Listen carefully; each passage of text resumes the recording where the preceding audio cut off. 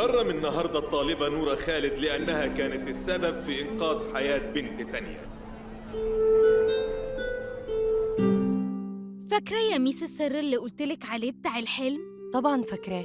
أنا حاسة إن تكريم النهاردة ليه علاقة بتفسير الحلم. طب مش يمكن ده جزء صغير بس من التفسير؟ إزاي؟ يعني الحلم كان فيه مسرح وجمهور وناس بتتخانق وعايزة توقعك.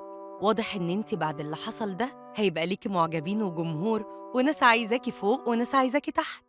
يعني أنا المفروض أعمل إيه؟